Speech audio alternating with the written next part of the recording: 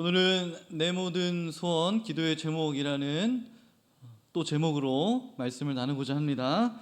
오늘 오후 예배에 나오신 우리 성도님들은 어떠한 소원과 기도의 제목을 가지고 계십니까? 혹시 가정의 헌신적인 남편을 위해서 기도하고 계시지 않습니까? 하나님께 헌신적인 남편과 아내를 소원을 가지고 계시진 않습니까? 말을 잘 듣고 공부도 잘하고 교회에도 열심히 있는 자녀 아닙니까? 오늘 이 자리에 앉아있는 우리 중등부 친구들도 있는데 내 자식이 저 친구들만 같다면 얼마나 좋을까 라는 심정으로 우리 뒤에 계시는 어르신들이 바라보고 계실 거예요. 우리 가정이 구원받고 변화되는 것, 우리 가정이 잘 되는 것, 사실 우리 모두의 소원과 기도의 제목 아니겠습니까? 어떻게 이 소원을 이룰 수 있을까요? 어떻게 해야 이 소원과 기도의 제목을 이룰 수 있을까요? 남편에게 잔소리를 해보고 들들 볶아봐도 소용이 없습니다. 해보셨잖아요. 소용이 있던가요? 자녀들에게 윽박도 질러보고 사정사정 빌어봐도 소용이 있습니까? 없습니까? 없다는 거예요. 소용이 없습니다. 도대체 어떻게 그러면 해야 되나요? 이 어린 왕자를 쓴 이 작가 생덱쥐페리, 이름이 좀 어려워요. 생덱쥐페리라는 사람이 이렇게 말했습니다. 배를 만들고 싶다면 사람들에게 목재를 모으라고 다그치며 과제와 일거리를 할당하지 말고 다만 저 넓고 끝없는 바다에 대한 동경심과 갈망을 일깨워라. 맞죠? 멋진 남편을, 멋진 아내를, 멋진 자녀를 만들고 싶다면 어떻게 해야 될까요? 다그치고 과제를 주고 그렇게 하면 될까요? 예, 그렇게 하면요 그럭저럭 배는 만들 수 있어요. 배는 만들 수는 있어요. 그러나 멋진 배는 만들 수 없습니다. 멋진 배를 만들 수가 없어요. 저 넓고 끝없는 바다에 대한 동경심과 갈망을 일깨울 때만 그 사람들이 다그쳐서가 아니라 자발적으로 그 마음의 변화를 입고 멋진 배를 만들 수 있는 것이죠. 배우 최수종 씨를 저는 개인적으로 참 좋아합니다. 어릴 때부터 TV를 틀면 항상 그분만 나와요. 사극을 보면 항상 이분이 여기에도 계시다가 저기에도 계시고 늘 사극의 주인공 역할로 친숙하신 그 최수종 씨. 그런데 그 최수종 씨가 크리스천이라는 거 아십니까? 집사님이세요. 그런데 저는 그분을 좋아하는 이유가 뭐 그렇기 때문뿐만 아니라 사실은 그분이 참 가정적인 사람이기 때문에 좋아합니다. 참 가정적인 사람이에요. 아내 하이라 씨와 또 자녀들에게 멋진 남편과 또 아버지이기 때문에 저는 이 최수종 씨를 참 개인적으로 좋아합니다. 그분이 이야기한 일화 한 가지만 제가 소개를 해드리자면요, 이렇게 이야기하셨어요. 아내 하이라 씨가 식사를 준비하면 앉아서 기다려본 적이 없다. 같이 준비한다. 너무 배가 고프면 준비하는 아내에게 가서 안으면서 이렇게 얘기한대요. 이런 거 다 필요 없고 당신만 있으면 돼. 여러분, 이 자리에 앉아 계신 우리 남자 집사님들 괜찮으시겠어요? 저도 사실은 굉장히 곤란하다는 거예요. 이분이 하는 행동, 이분이 하는 발언, 그 모든 것들이 저뿐만 아니라 우리 대한민국의 남성들을 굉장히 곤란하게 만들고 있다는 것입니다. 그런데요, 중요한 사실은 뭐냐면 그러한 곤란함들이 모이고 쌓여서 이 시대의 남편과 아버지의 상을 바꾸고 있다는 거예요. 조금씩일지라도 바꾸고 있다는 거예요. 손가락 하나 까딱 안 하던 저희 아버지도 요즘은 한 번이라도 부침개를 뒤집을 수 있도록 그렇게 만들고 있다는 거예요. 이 설교하고 있는 목사는 어떻냐라고 물어보신다면 할 말은 많이 없어요. 그러나 최근에 제가 아내에게 작은 식세기를 하나 사줬습니다. 식세기. 제가 하기는 힘들고 서로가 힘드니까 요즘에 이런 방법도 있더라고요. 너무 좋아요. 여러분들 한번 사보세요. 멋진 신앙의 남편을, 아내를, 또 자녀를 만들고 싶다면 어떻게 해야 됩니까? 멋진 신앙을 보여줘야 한다는 것입니다.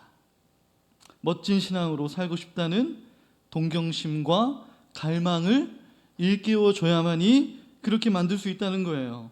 힘들 때, 중요한 시험과 어려운 문제를 만났을 때만 뜨거운 신앙은 어떤 신앙입니까? 세상의 사람들이 전보로 다니는 것과 사실 다를 바가 없어요.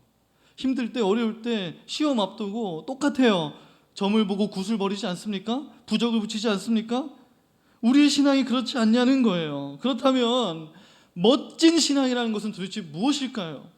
멋진 신앙. 오늘 바울이 진짜로 멋진 신앙이 무엇인지를 우리들에게 보여주고 있습니다. 우리 다시 한번 본문의 말씀을 읽어볼까요? 우리 빌립보서 3장 7절부터인데 우리 한 목소리로 한번 읽어보겠습니다. 시작. 그러나 무엇이든지 내게 유익하던 것을 내가 그리스도를 위하여 다 해로 여길 뿐더러 또한 모든 것을 해로 여김은 내 주 그리스도 예수를 아는 지식이 가장 고상하기 때문이라.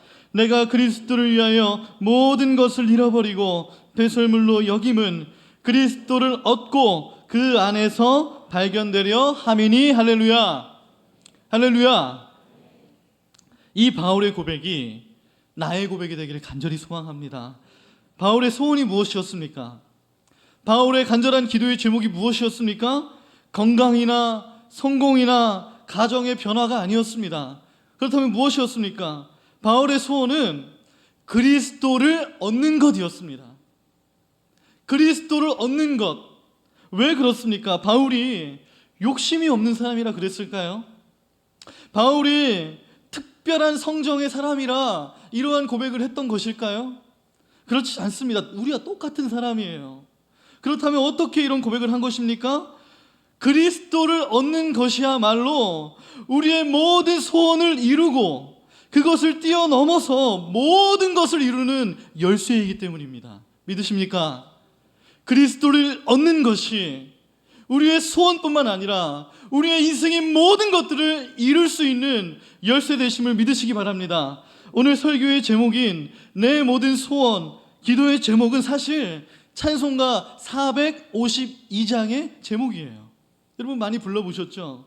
이 찬송가 화자의 소원은 무엇입니까? 여러분 잘 아시잖아요. 우리 가사 한번 띄워주시겠어요? 우리 한번 불러보겠습니다. 예수님 닮기 내가 원하네. 날 구원하신 예수님을 내 마음속에 지금 거둬사 주님의 영상 인치소서. 할렐루야. 이러한 소원이십니까? 예수님을 닮기 원한다는 것, 이것만 된다면 바울과 같이 모든 것을 얻을 수 있다는 것입니다. 예수님을 닮는 것, 이것이 소원이 되고 이것만 이루어진다면 우리의 모든 소원에 걱정이 없다는 것입니다.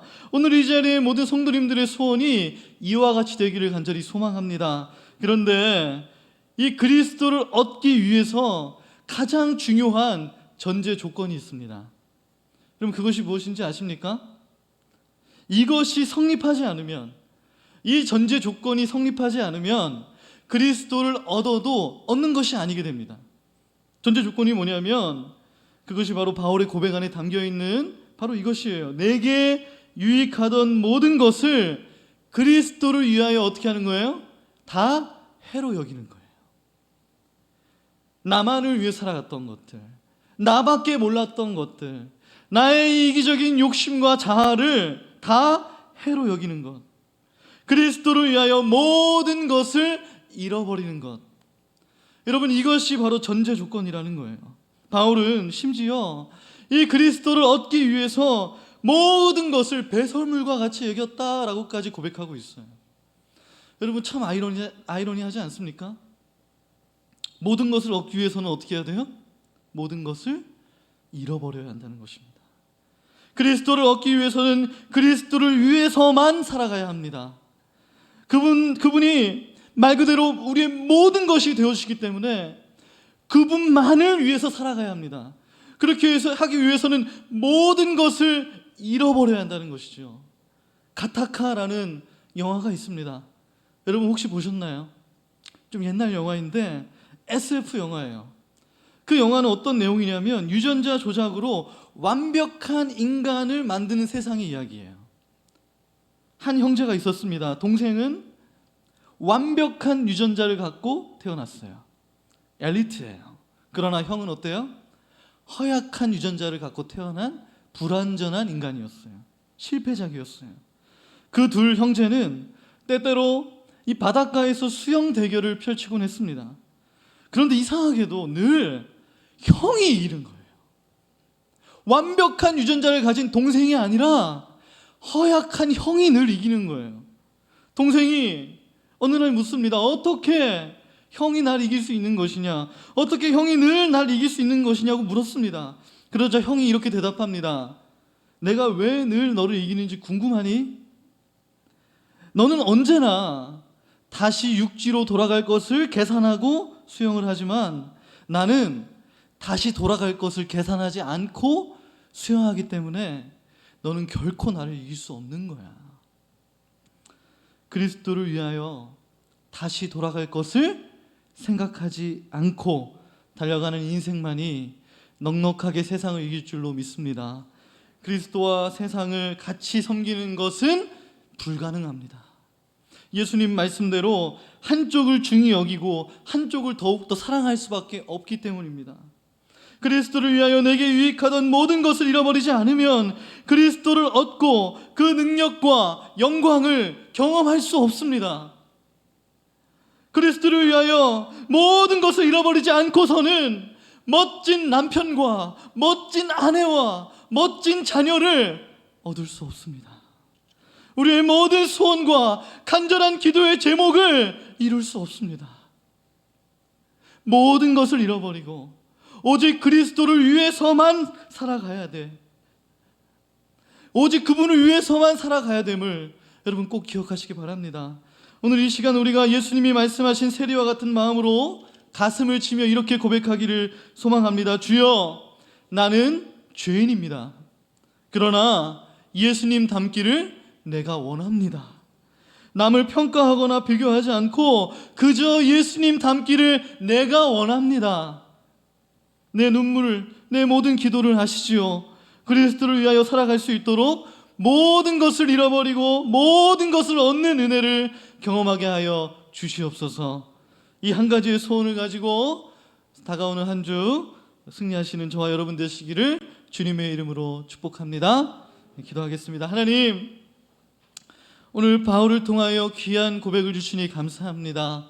그리스도를 위하여 살아가는 것은 모든 것을 잃어버리는 것입니다.